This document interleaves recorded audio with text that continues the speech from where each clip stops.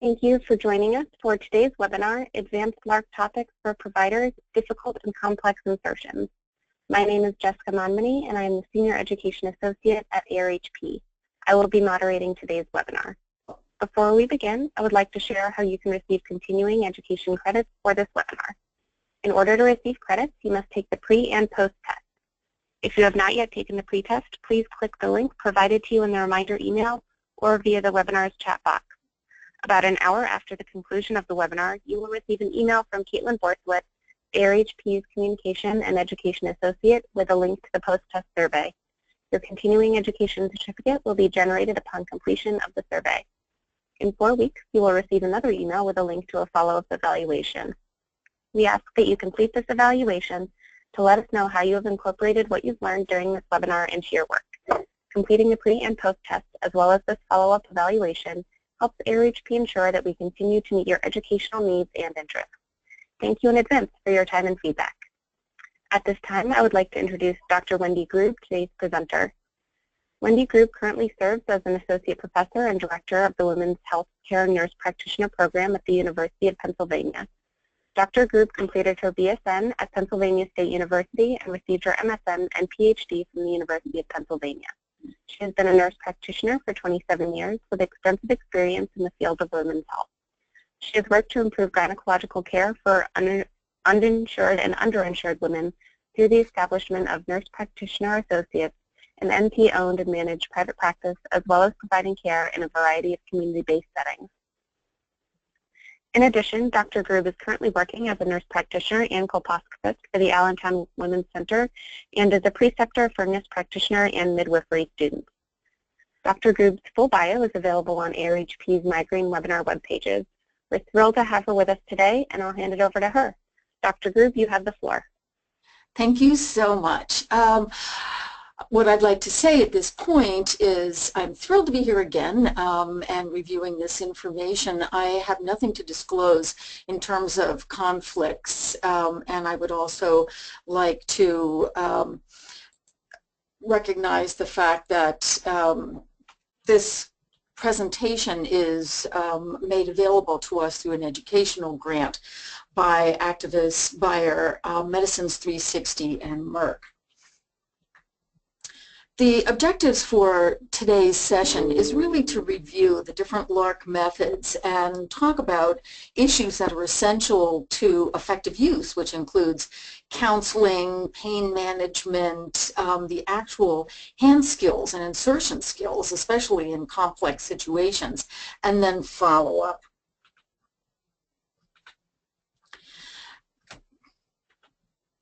So one of the things that we really have to take time to do with every patient, if we're giving true informed consent, it's our responsibility to review all the possible methods, and that means risks, benefits, kind of in encapsulated information. One of the things that can help us is a chart like this from ARHP, which really helps patients to look at methods that are the most effective, which means less than one pregnancy per 100 women per years of use, down to those that are moderate or less effective.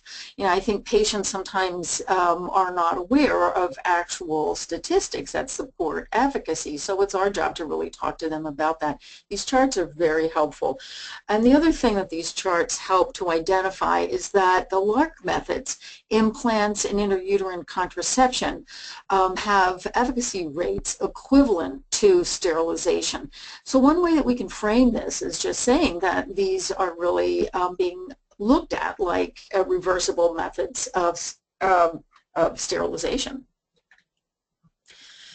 The other thing is that the continuation rates are really excellent at 3 years.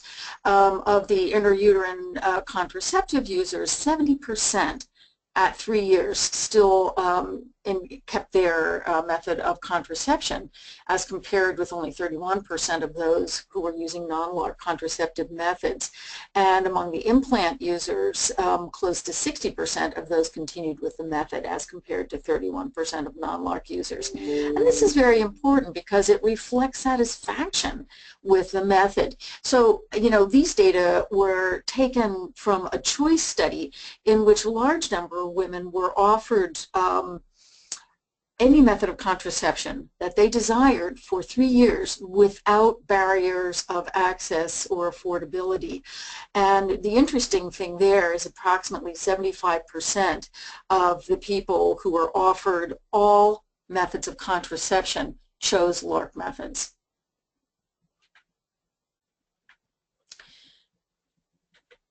So, you know, some of the things we need to talk about are some general characteristics of intrauterine contraception. We know that among the patients who choose these, they have the highest levels of satisfaction.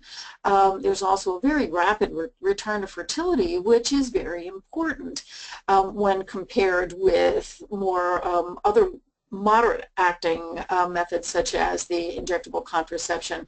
They're extremely safe and pose relatively immediate contraception. For the copper IUD, there is immediate contraception, and no backup method of birth control needs to be used immediately post-insertion.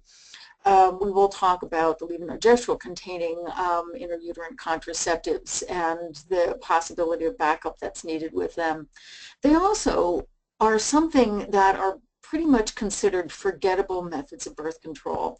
And right now in the United States, we still are an international embarrassment because of 45% of all pregnancies being unplanned. And of those, approximately half of them happen to women who are using a method of birth control in the month that they conceived. So that poses the issue of women being unable to use methods consistently and correctly. And that directly relates to them having to interact with a method. When you have a method like the LARC methods, they are non-user dependent. So we have less, again, unplanned pregnancies associated with them.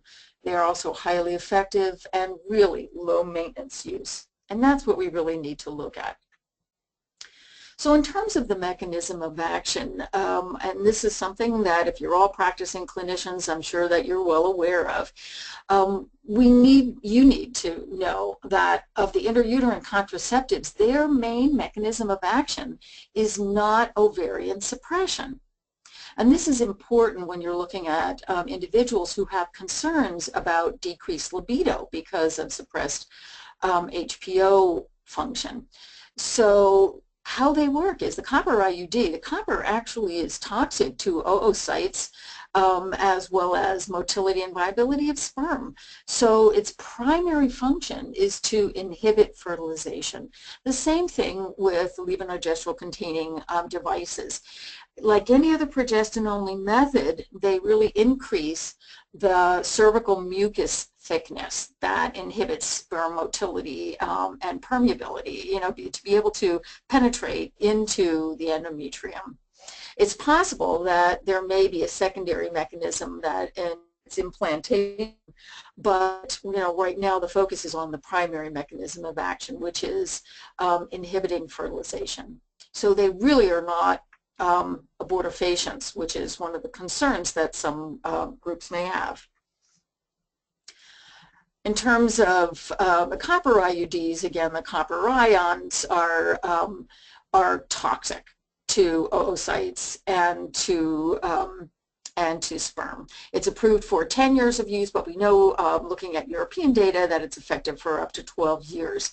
And it's also the most effective method of emergency contraception, so it's a great option to offer women.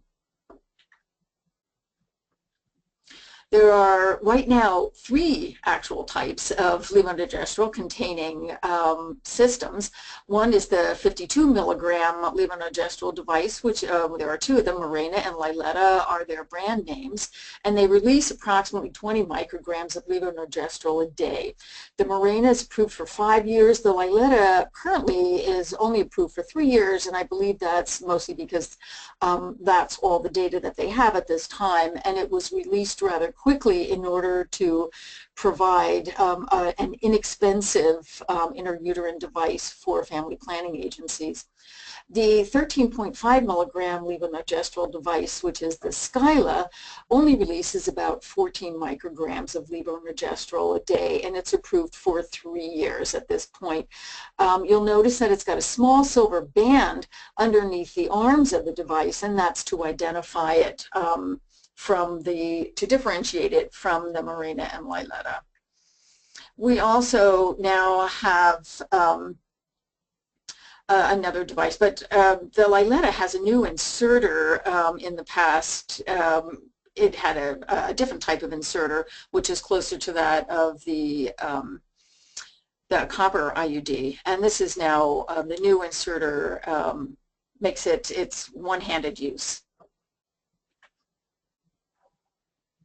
And here's the Kylena. And so Kylena is 19.5 milligram of levonorgestrel. So it's a little bit longer acting than the Skyla, but it's about the same size. So again, you know, the Skyla is only about 28 centimeters long as compared to the Mirena, it's about 32. So generally it's felt to be perhaps more acceptable to nulliparous women. But it is approved. Again, the Kylena is approved for 5 years. And now talking about the subdermal implant. What we know about this is, again, this is a little bit different from the other progestin-only methods in the fact that it does suppress ovulation. So this is something that's going to suppress the HPO axis. It also does increase viscosity of the cervical mucus and minimizes the endometrial stimulation. So periods are generally lighter and shorter. The advantages with implants are that they certainly are, again, in that category of 1 pregnancy per 100 women per year of use. So they're in the most highly effective category. We know that they're effective for at least 3 years. It's rapidly reversible. And again, it's quick to place these devices, relatively quick to remove them. They can be used during lactation, and most people find them very desirable. Again, there's not a lot of user responsibility with these. But the biggest concern people appear to have are the bleeding irregularities. If you look at the disadvantages, you'll see very, very low rates of other associated adverse events which have to be reported. But the biggest concern, again, is the 34% of women who are concerned about bleeding irregularities. A lot of this can be addressed, again, with good education before the device is inserted or implanted. It's the education preparation that we do before use is increasingly important for ongoing patient satisfaction and the ability to stay with a method. So the implant is inserted in the non-dominant arm, really about 8 centimeters or 3 to 4 inches above that medial epicondyle of the humerus. And you can see in the picture where it's located. What we usually do is have the woman flex her arm and identify that sulcus between the bicep and the triceps. That's not really where you want to insert the implant, because below that is an area of, it's a plexus of nerves and blood vessels that you really want to avoid. So we'll talk a little bit more about contraceptive counseling and follow-up, because these elements are really significant in terms of patient satisfaction and the ability to stay with a method. So in terms of the counseling topics, again, we always have to talk about efficacy, and you can pull out one of those sheets, you can laminate it and keep it in your exam room. Effectiveness, mechanism of action. Again, especially, this is the place to address any myths related to a particular device, such as, is it an abortifacient? Will it harm my fertility later on? How will it change my periods? In this country, we have so many concerns about bleeding. If you bleed when you're not supposed to, this is concerning to us. If you don't bleed when you're supposed to, it's concerning to us. So a little advanced preparation in terms of what to expect and the normalcy of this really goes a long way. And also the fact that there are things we can do to control unwanted irregular bleeding. And also individual preferences of the patient. It's a long way from the exam room to the bedroom. And I think there we always have to leave the door open and say, you may not know until you try it whether or not you like this method. If you don't like it, there are many more methods available to you. Side effects, possible complications, they need to be discussed up front. And also, what I have found is really helpful to talk about details of insertion and removal so that you can both prepare accordingly. Follow-up instructions, especially if somebody is relatively mobile and needs to know when they need to return, if they need to return, or how they can follow up perhaps by phone.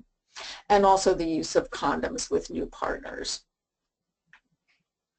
So we tend to discuss shared decision-making models a lot. One of the concerns with contraceptive methods is in the past, frequently methods have been offered according to the comfort of the clinician rather than the desires of the patient.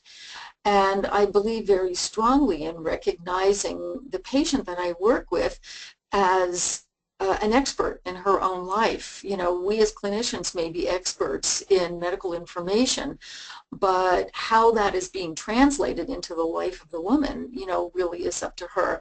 So with both of us collaborating together to come up with a model that may be, or a method that may be most acceptable to her is what is important. The other issue is to really recognize our own bias. We are all products of our personal experiences with methods of birth control, and sometimes it really takes a lot for us to present purely factual information, at least the facts as we have them. That's also very helpful to use fact sheets on each different method of birth control, and ARHP has them as well on their website. The other mechanism that we use is something called teach back. And if you're unfamiliar with that, that might be, we just discussed adverse events that may be associated with this method of birth control.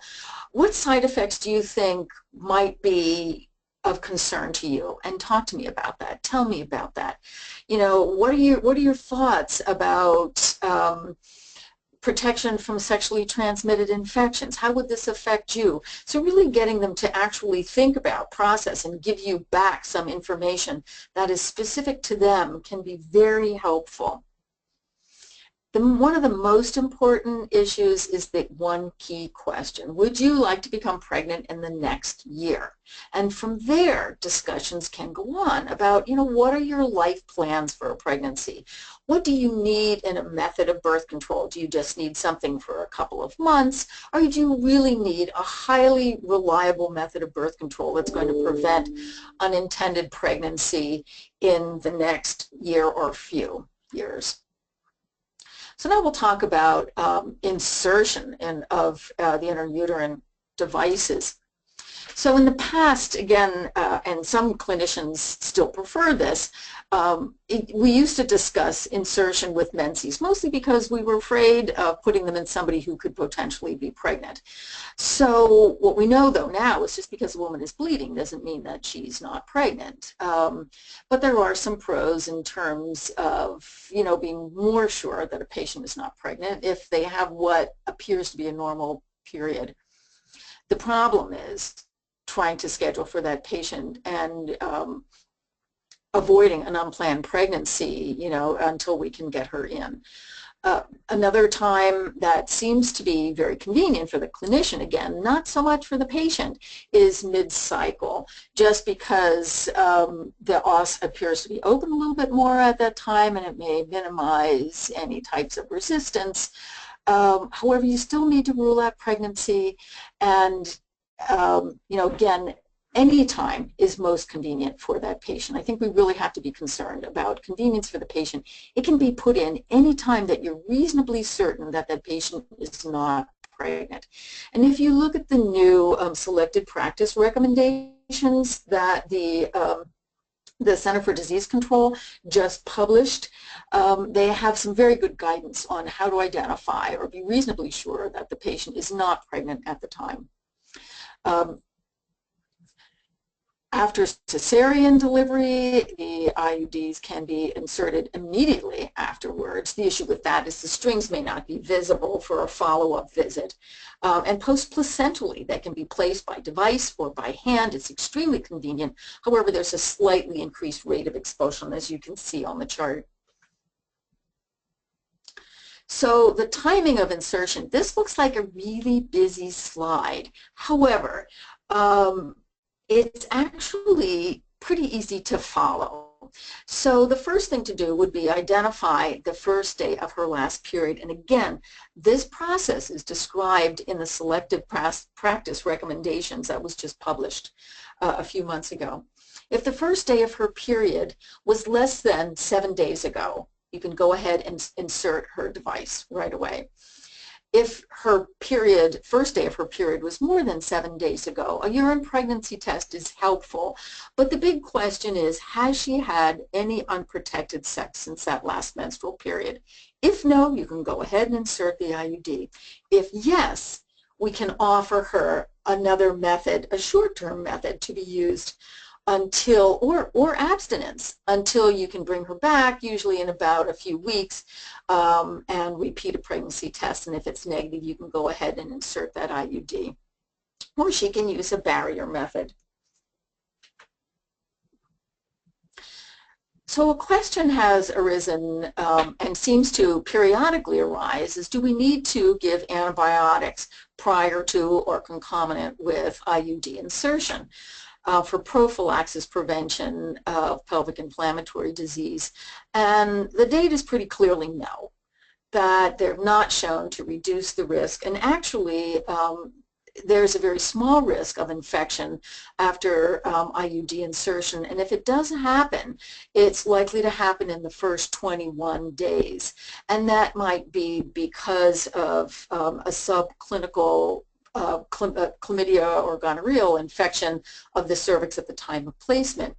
But clinicians have very successfully done a gonorrhea and chlamydia screen at the time of IUD placement if the patient is asymptomatic and of mucopurulent cervicitis.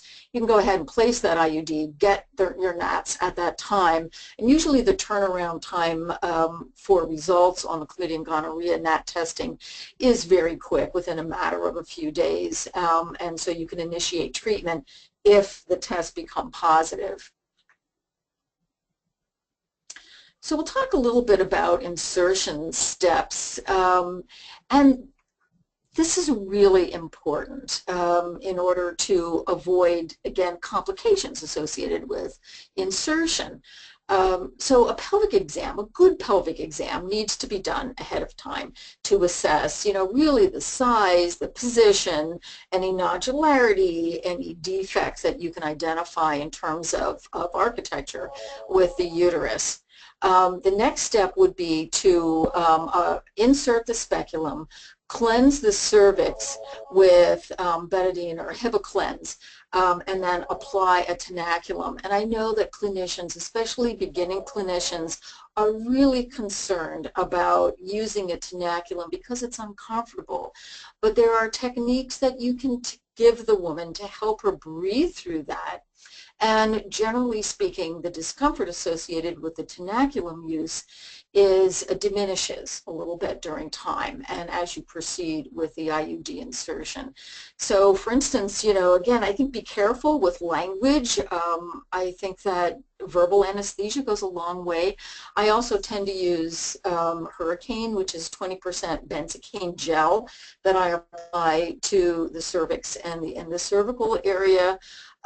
It works in 15 seconds and lasts about an hour.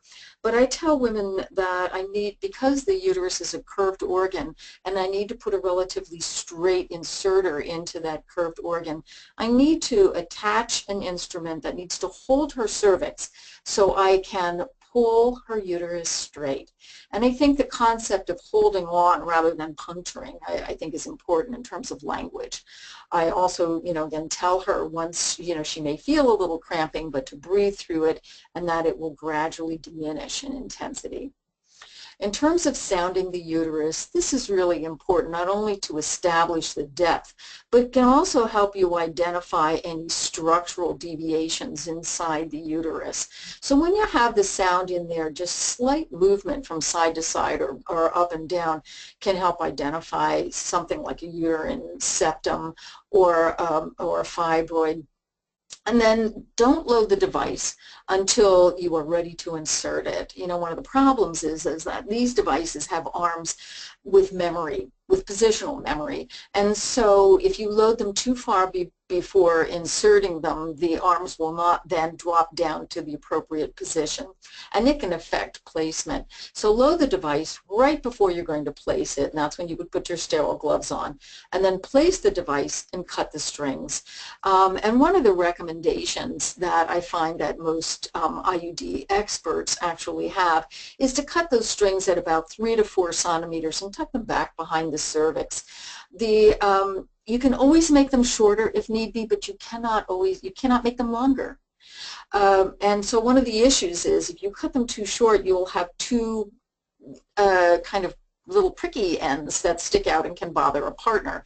And the other issue is the uterus has a sense of like upsuck and can actually draw those strings slightly up into the endocervical canal, and then it's really hard to visualize whether or not that device is still in place. So we recommend that you cut them a little bit on the longer side, which would be like 3 to 4 centimeters, and then just tuck them back and tell the patient that they will soften with time. And then document all of this on a sheet. One of the other things that I found to be very useful is something called applied tension technique, because with people, especially those who are nulliparous, there may be considerable discomfort with passing devices through that inner os of her cervix. So this is a technique that was developed by a Scandinavian physician who was concerned about people vagaling down with blood draws. So again, when you think about what happens during a vasovagal response, we have pooling of the blood in the extremities, and what you want to do is change that direction. So we tell women when they're on the table, one of the things that they'll tell you is that I feel like I don't feel well, I feel like I'm in a tunnel, I feel sweaty, I feel like I have to go to the bathroom, I have to move my bowels. All those kinds of things, if you see them begin to become clammy, have them tense the muscles in their arms, legs, and trunk. You can see the woman in the pose has her fists gripped and her arms kind of bent. I actually have them cross their arms over their chest. It kind of helps in the tension, but again, clenched fists, arms, trunk, legs, and hold it for about 15 seconds. And they will notice a warm sensation in the head and then have them relax for about 20 to 30 seconds.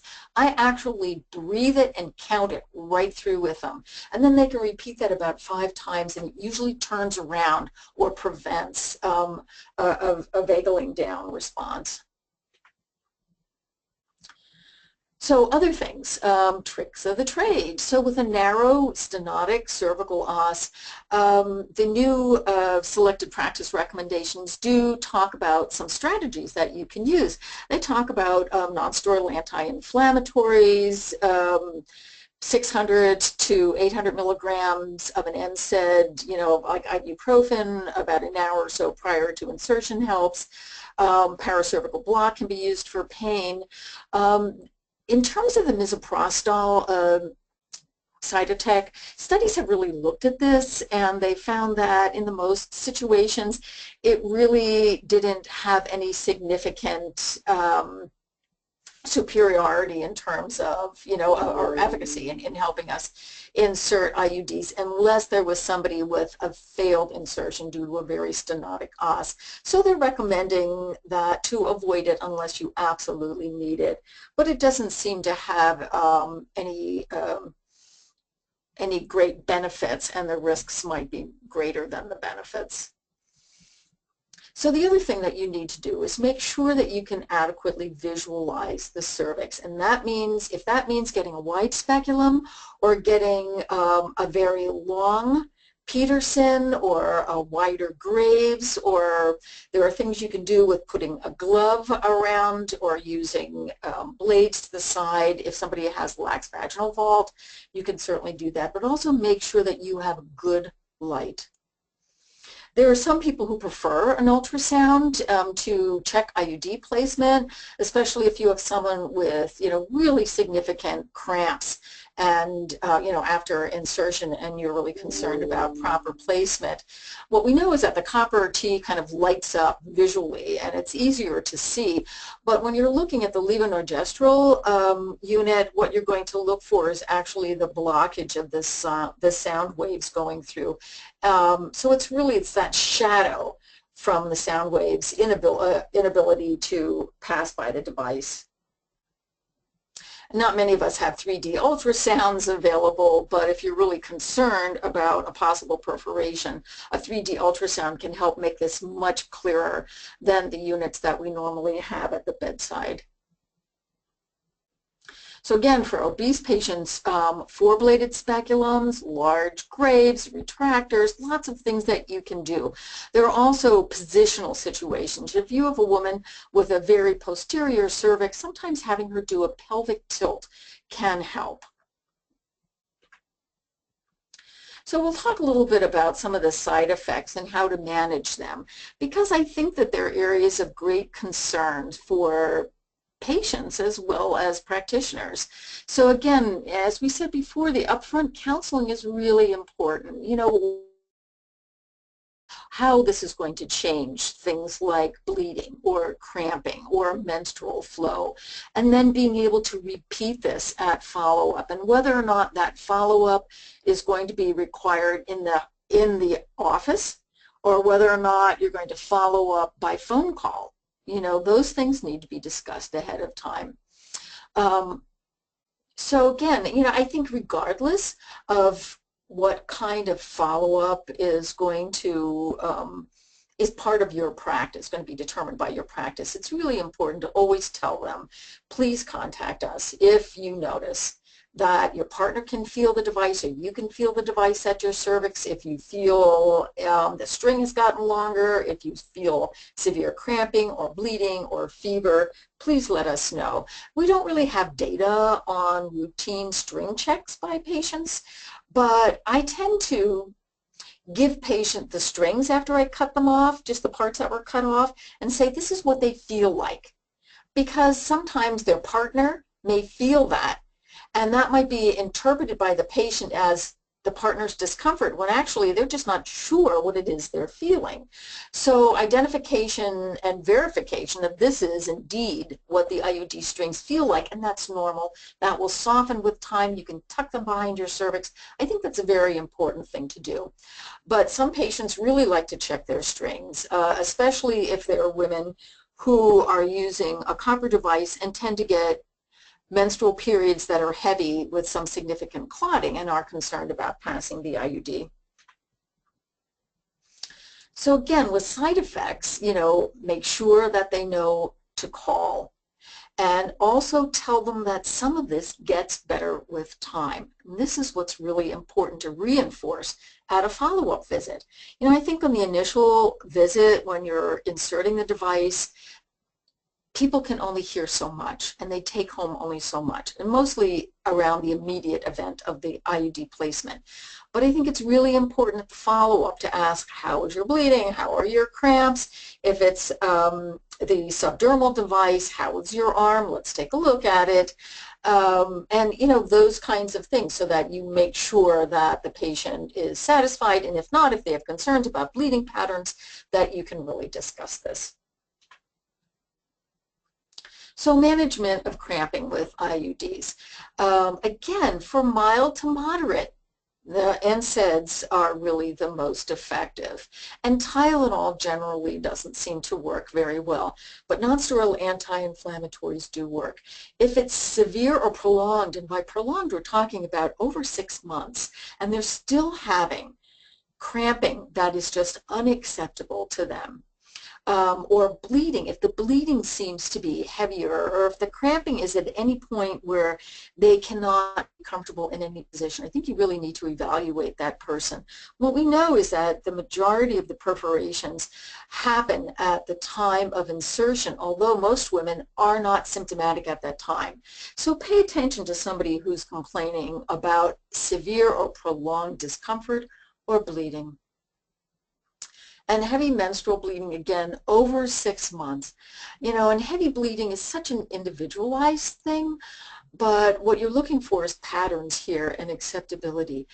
What they found in a beautiful study actually was looking at, prolonged bleeding with intrauterine contraceptives over 6 months. Most of them were found to actually be related to structural situations, such as a fibroid or a polyp.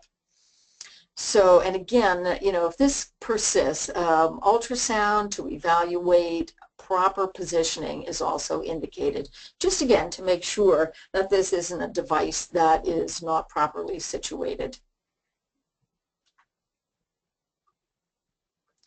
So late abnormal bleeding, this is the study we kind of discussed. There were 15 users, again, with unacceptable bleeding, and they were actually found to have device displacement or fibroids that were detected.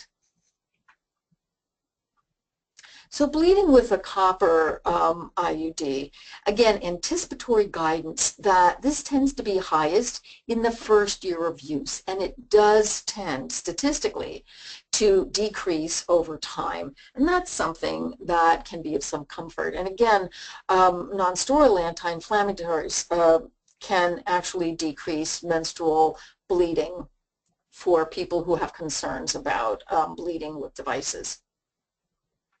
So complications, when we teach students, we actually ask them, what is your biggest concern? And mostly they say that they're really worried about perforation. And I think because you're kind of working blindly there, but perforation certainly can happen, but it is extremely rare, 1 out of 1,000.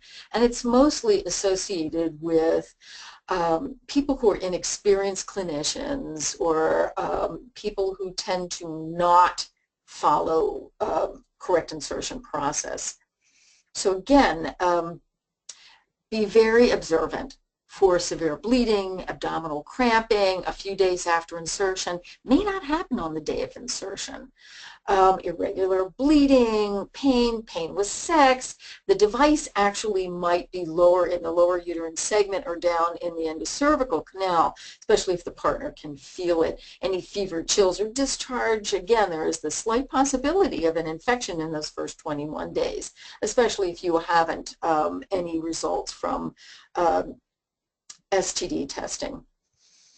But missed periods, other signs of pregnancies, again, in the literature, when a pregnancy occurs with the IUD, there are frequently, it's frequently associated with that IUD actually being lost or being located outside of the uterus. And you're also concerned about strings, the position of strings. That's why it's important to really document the length that you cut the strings to, and you can use your sound to measure the length of the strings. so that you can accurately document, so the next person who's looking at this woman can determine whether or not these strings are significantly shorter or longer. I have greater concerns if they're longer, because to me that seems to indicate that the device is lower in the uterus and might be in the lower uterine segment. So expulsion certainly can happen, and frequently, again, this might be related to the provider's skill, age and parity of the woman, and timing of insertion. So what do you do if the strings are missing? Well, the first thing you have to do is find that IUD. And you can see in the picture below, do you see the shadow below? So you can see where the device is. That's a levonorgestrel device that is, again, blocking the sound waves coming down from above. So the device is there. So if you have an ultrasound unit at the bedside, you can certainly go ahead and see if you can identify the device there. The other thing that you can do is, if you see the device, that the device is there, you can probe for the strings in the cervical canal. And I usually do that with a cita brush, and sometimes just with a little twisting of the cita brush, you can bring the strings down just to visibility. If you cannot find the device, or you don't have the ability to do an ultrasound at the bedside and cannot bring them down by use of a cita brush, you really need to obtain an ultrasound and see if you can find where that device is. Any sexually transmitted infection, if it's diagnosed, again, you really need to treat this as quickly as possible. And again, our counseling has to be that, again, this device is not going to protect them from infections, and they need to use condoms with new partners. So the big concern has been, does the IUD increase the risk of pelvic inflammatory disease? Back when I was trained, we were always told that PID stood for pretty inadequate diagnosis, because it could be almost anything. But, certainly now we look at this as endometritis. And what we know about that is, for mild endometritis, the IUD does not have to be removed. So you can go ahead and treat the infection. You're going to follow up. If this is somebody who is amenable to ambulatory treatment according to the CDC guidelines, you would follow them up in 48 to 72 hours anyway. And if they are not significantly improved, then you can consider removing of the device and then further treatment. So as we said before, the risk of perforation is very rare, 1 in 1,000. And again, sometimes provider skill and experience is related to that, but uterine position as well. We know from the literature that sometimes women who have had multiple cesarean sections may have limited positions, limited mobility in the uterus, and significant adhesions that can create some difficulty in aligning the uterus to insert the IUD. And consistency with postpartum insertions, that's why they're placed very carefully. But again, perforation risk is reduced with more experience and observation. If you feel like a perforation has happened at the time that you've inserted it, and the woman experiences, vasovagal response, severe pain, and unusual bleeding, really do an immediate ultrasound. Watch her. If you can remove the device, please do that immediately. But watch her carefully for hemodynamic stability. And if she's stable, if you can remove the device and she's stable, you can let her go home and then insert the device with her next period. But give her another method of birth control. But as I said before, most of the perforations, something like 3/4 of them, did not happen. Not happen at the time. Were not recognized at the time of insertion. So you need to continuously follow women. So what happens if the woman becomes pregnant with an IUD in place? And again, this can happen for all kinds of reasons. The first thing you need to do is identify where that pregnancy is, especially with levonorgestrel containing IUDs. And it is not as if they increase the risk of ectopic pregnancy. They do not. They decrease all pregnancies on a par consistent with sterilization. However, like other progestin-contained methods, there's decreased ciliary action, and if a pregnancy occurs in the fallopian tubes, then it is more likely to be ectopic. So you need to identify where that pregnancy is. If it's ectopic, she needs immediate referral. If it's intrauterine, sometimes it's because the device has fallen down into the lower uterine segment or into the cervix. If you can see the strings, remove the IUD. And that would directly decrease the risk of a premature delivery or spontaneous abortion.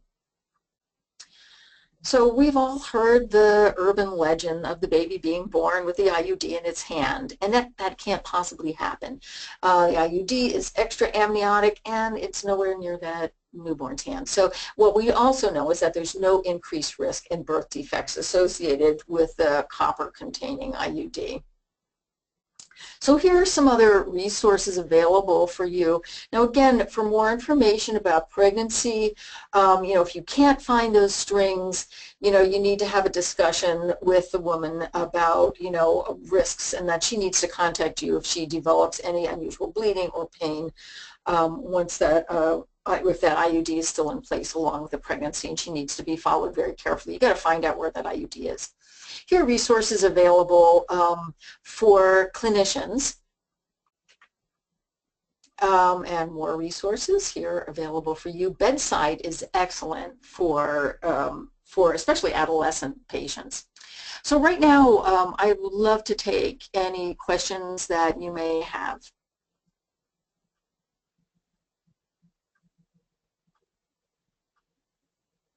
Great. Thank you so much for that presentation, Dr. Grube. If everyone could look at the chat or question box and enter in any questions that you might have, we can start reading those aloud and answering them. We have one question from Amy Gilbert, who asks for a little more clarification on paracervical blocks to decrease the pain of IUD insertion. Do you ever use Ativan or other methods? Well, actually, there have been studies using Ativan, and I believe one study in particular, and I can't exactly give you the citation right now, but they did not find any advantage to the use of Ativan at all. There are times that, just totally anecdotally, that I've used it without any significant advantage. But there are limited data available on the use of Ativan. In terms of the paracervical block, I don't know a lot of people who use it. I think it's, highly situational.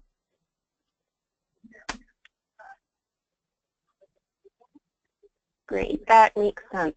So we have our next question from Kelly, who says, she's always been told that if an IUD is in the lower uterine segment, it's still functional. And she asks, can it be left in place if an IUD is identified to be in the lower uterine segment? Well, the recommendation from the FDA and all of the manufacturers is if the device is not in the high fundal position, you need to remove it and reinsert it. So that's the recommendation from the manufacturer, and I've not seen any data that describes the efficacy of devices that are not in the optimal placement position versus those, who are. So I don't, all I know is the information that's presented by, the FDA. All right, thank you. Kelly, let us know if you'd like a little more clarification on that. Our next question is from Anne, who asks if you have any recommendations for prolonged frequent bleeding with the implant. Well, yeah, there's a number of things that people have done. Again, this is, this is mostly anecdotal. I haven't seen a lot of reports. There are some reports of using non-steroidal anti-inflammatories as well as using things like some people put them on oral contraceptives, and again, if you look at the selected practice recommendations, there are recommendations directly in there with the appropriate citations. Tranexamic acid can also be used for that. Some people give a little add-back estrogen, which just totally anecdotally happens to be my favorite thing to do. I use a very, very minimal transdermal patch of 0.025 of estradiol, and again, it's one patch a week, and if you use that for anywhere from like 2 to 3 weeks, it usually diminishes that irregular bleeding with the implant significantly. I've had success with that, but again, that's anecdotal. In the literature, in the SPR, there are more recommendations with citations. Great, thank you. A related question comes from Cecile, who asks if you have any advice for bad cramping while passing the sound through the cervical os or insertion device with null-risk lumen. Yes, I do, actually. I really like, well, first of all, I do use Hurricane. This is totally anecdotally. I do use Hurricane, which I feel is somewhat helpful up to the inner os. I also use a very small sound. I really like using a Pipel, an endometrial sampler, as a sound because they're very small and they're very flexible, and I've seen them bend before they will perforate. I feel that it's a lovely thing to do. And in the past, there have been a number of clinicians who really liked using the Pipel because you can also load it with 1 cc of 2% lidocaine and use this actually as an installation into the endometrium for 3 minutes. It's a process called 1-2-3, and it was developed by a clinician in Seattle, and that's been effective not only for for IUD placement, but also for endometrial curettage. But in terms of the person with that very stenotic os, so if you're having difficulty getting that very soft Pipel through that inner os, I really like the os finders. They're kind of graduated dilators. They are small and plastic. You'll find them under the name of os finders, and with a very gentle and slow dilation, you can very successfully get an IUD through an inner os, but you really need patience and a good dilator. Is that helpful? Great, thank you. Let's see, I'm just waiting to see if any additional questions have come in. Rosa asks, what steps can you take to counsel a patient who has experienced a failed IUD insertion and is unsure about the IUD? Oh, that's really interesting. And I've had a number of those myself, and I think it really depends on what the situation was as to why her IUD failed. Is it that the position shifted? Is it because she sounded more than 9 centimeters? You know, there's a sounding range that is recommended for the Mirena and the Paragard. So, you know, there are a number of circumstances to consider. Was it post-placental? Because we know that they have up to like a 17% risk of actually just being eliminated, you know, passed.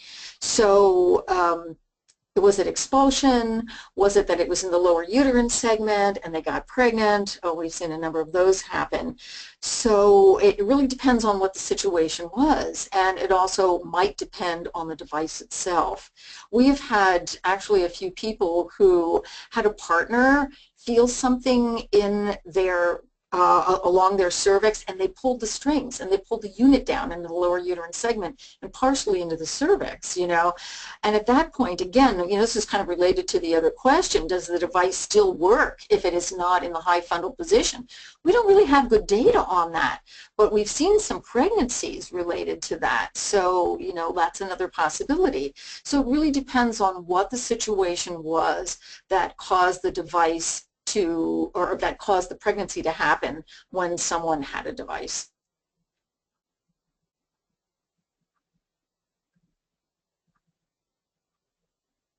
Great, thank you. Amy asks, can you speak to using ECP with LARC placement? I'm sorry? Amy asks, can you speak to using ECP with LARC placement?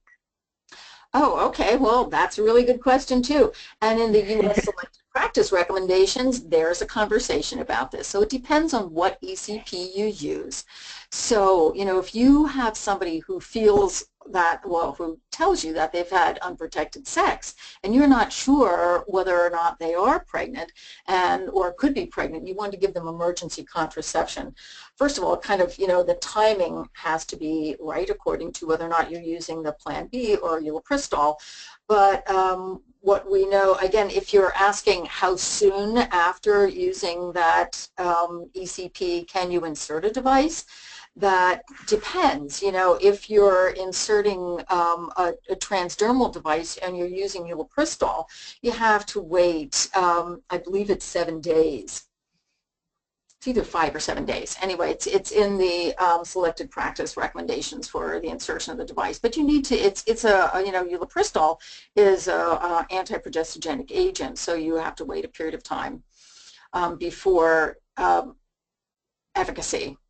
And anyway, after, if they're having, when we look back to the insertion timing, if you're inserting any LARC device and it's been more than 7 days since the first day of their last menstrual period, it's going to be 7 days anyway until they can count efficacy. And some people have asked in the past, with levonorgestrel containing intrauterine devices, you know, why do you need to use a backup if it creates a thick cervical mucus plug?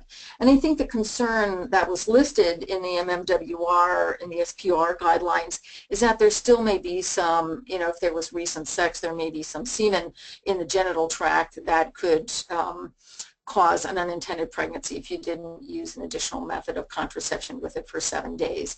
So, you know, that's the listing that's there, but they do recommend doing that. So again, the biggest concern would be with ulipristal and using a progestin-only method that's going to suppress the HPO axis, and that would be the implant, contraceptive implant.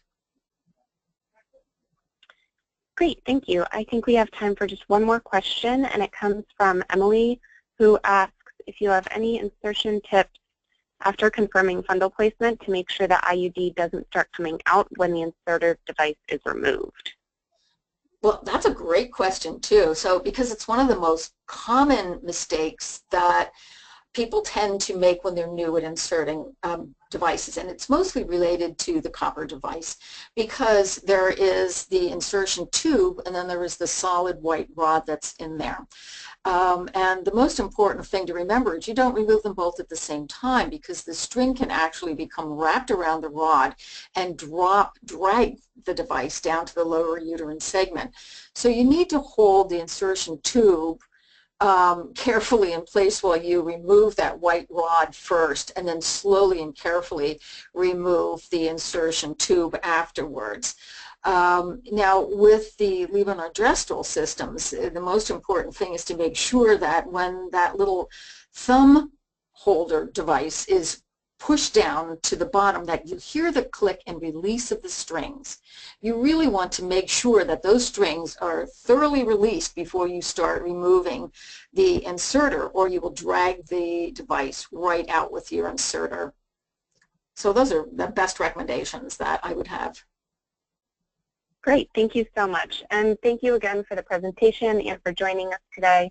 You're one of our favorite presenters to have on this topic. Oh, thank you. Before we end today's webinar, I just have a few important notes to highlight. You all will soon receive registration information for the 4th webinar in the Advanced LARC series on October 18th. That's when the webinar is taking place. You'll receive that registration information well before that. So don't miss that opportunity to learn more about immediate postpartum insertion of LARC. As a reminder, you will also receive an email from Caitlin Borsowitz in about an hour containing a link to the post-test survey. Your CME or nursing CE certificate will be generated at the end of that survey. Be sure to print the certificate before closing the Internet browser. If you have questions, please email us at education@arhp.org, where you can also reach us if we didn't get to your question on the webinar today. Thank you again for joining us, and we hope you will take part in other live and on-demand sessions hosted by ARHP.